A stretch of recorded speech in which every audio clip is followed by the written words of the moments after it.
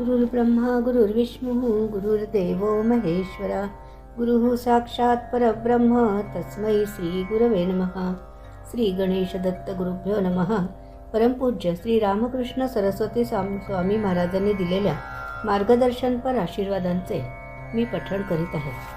भिक्षा कर्तव्याची. जसे व्यायाम केल्याने शरीर सुदृढ बनते, तसे नम्रपणा अंगीकारल्याने मानसिक शक्तीत वाढ होते. जितका विनम्रपणा जास्त, तितके यश अधिक मिळते, हे लक्षात ठेवावे. अहंकार असणे म्हणजे असलेली शक्तीही वाया जाणे होय. अहंकार कमी होऊ लागला की नम्रपणा येऊ लागतो. त्यामुळे अहंकार घालवण्याचा प्रयत्न करणे ही अध्यात्मातील पहिली पायरी आहे.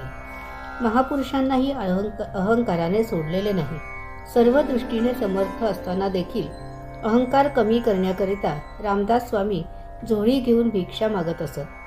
जर अहंकार असेल तर ईश्वर लांब जातात व अहंकार कमी कमी होत असेल तर ईश्वर जवळ येतात. सर्व भक्तांना वैदिक धर्माच्या कार्यासाठी भिक्षा मागायला सांगून अहंकार कमी करण्याची मोठी संधीच मी आपल्या सर्वांना दिली आहे. हे देवांचे कार्य आहे. आपण आपल्या परीने हातभार लावून सेवा रुजू करावी. लोकांकडे पैसे मागताना अहंकार असता कामा नये. आपल्या वागण्यात बोलण्यात विनयता असली पाहिजे. आपल्याकडे भिक्षा मागण्याची जी कामगिरी दिलेली आहे, त्या प्रयत्नाने आपल्यावर कृपा होणार आहे. जर या गुरुकृपेच्या प्रवाहात आपण आलोच नाही तर पहिलं तीराला जाणे कसे शक्य आहे. सेवा करण्याची, प्रयत्न करण्याची संधी प्रत्येकाला दिलेली आहे. ज्याने त्याने प्रयत्न करून पुण्य संचय करायचा आहे. धर्मासाठी भिक्षा मागणे हे दारिद्र्याचे लक्षण नाही, अपात्रतेचे लक्षण नाही, तर त्यागाचे लक्षण आहे. अशी भिक्षा मागण्यामध्ये जे तेज निर्माण होते ते अधिक प्रभावी असते. इतर जे तेजाचे प्रकार आहेत ते काही उपयोगाचे नाहीत. भिक्षा मागताना कुठेही अहंकाराची भावना येता कामा नये. गुरूंचे एक वैशिष्ट्य असे असते की त्यांना अहंकार, मीपणा केलेला अजिबात आवडत नाही.